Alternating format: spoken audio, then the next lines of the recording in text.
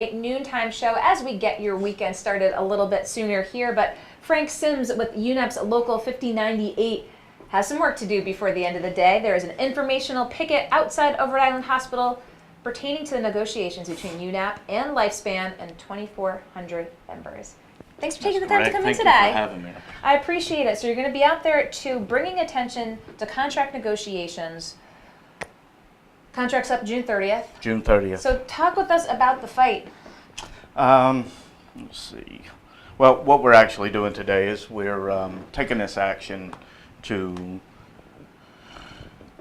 bring out to the public that Lifespan continues to disrespect and devalue the employees in Rhode Island Hospital as well as Hasbro.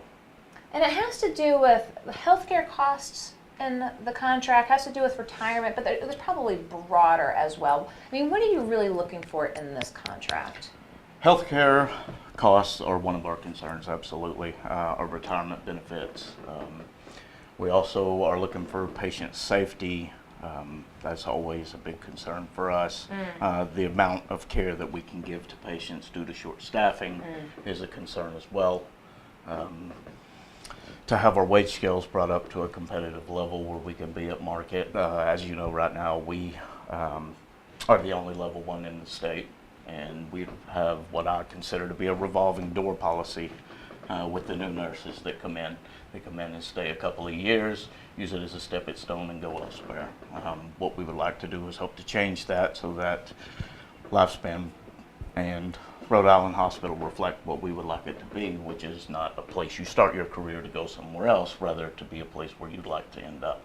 So that was one of the, I didn't see, that you bring up an interesting point there, that revolving door. So what is it that, because there's just better opportunities elsewhere, it's you can't retain them? How can you retain them? Well, one of the things with the younger nurses is obviously the market value on the scales. I believe ours haven't gone up since 2010. They can come in here, get a couple of years of experience, and then go somewhere for a considerably higher wage. And for younger nurses, that's very attractive. So you're head of the 5098 here. You're relatively new to the post. Correct. But so you've kind of got that perspective. Tell us your journey to heading up the Local 5098 here, kind of what you've seen here in Rhode Island. Originally, I started at Rhode Island probably a little over 7 years ago. I've been through a couple of contract negotiations. Tends to see the same thing going over and over again. In my attempt to change that, to be able to bring something different to the table and hopefully to get a better outcome for us. And it's the informational picket. Again, this is to raise awareness. You talk about the contract negotiations. I mean, what do you want the general public to know? Maybe someone who doesn't have a dog in the race, so to speak, but is in the healthcare system, might go to Rhode Island Hospital. What do you want the public to know about why UNAP is taking this action today? Well, we're taking the action, as I said, for patient safety, lack of availability of resources. We want to be able to have the materials necessary to do our daily jobs. We'd like to be appreciated by the hospital for those of us who are at the bedside doing the actual care. As far as what would bring them to Rhode Island Hospital, obviously, like I said, it's the only level one trauma center.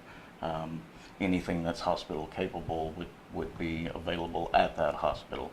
The reason that we're having difficulty keeping people, I've already stated, but it just doesn't make sense that someone would go somewhere else when this seems like the place that you would want to migrate to.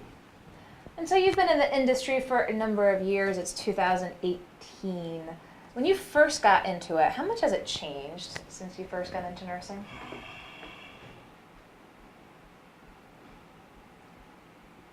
There seems to be a trend with the short staffing going in that direction, at least where we work at Rhode Island Hospital,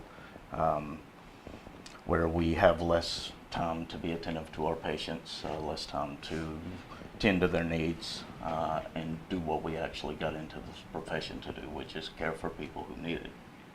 It's like any number of industries feel that there's just not enough time. But speaking of time, you're going to be out there from what, 2 to 5 this afternoon? 2 to 5, correct. And do you know how many folks you expect to be turning out? I expect all of them to come out. Hitting the sidewalks for the informational picket. So do you expect that there will be a contract executed by the 30th, or is there potential to see this protracted into the next month? Obviously, the options right now are still open. We have to meet again for negotiations. To get into the details of it's a little inappropriate for me at this point with That the is hospital. true. So we would always hope to come to an agreement with the hospital as far as what they think versus what we think. We don't necessarily know which direction that's going to go or how soon that's going to remedy. But you think there's potential for some middle ground and potential for a contract that you feel good about? Sure, as long as it's fair and equitable to the membership, I think that that's what we're wanting. Okay, well, if you see them out there, by Rhode Island Hospital today, I wanted to give you a little more information as to why UNAP Local 5098, representing over 2,400 workers, is out there with this informational picket today, with the contract ending on June 30th. Well, I'll let you get on your way, Frank. I appreciate you taking the time to come in. I appreciate Go around you. the corner, and I'm going to wrap up here in the Navigant Credit Union Broadcast All Center. right, thank you.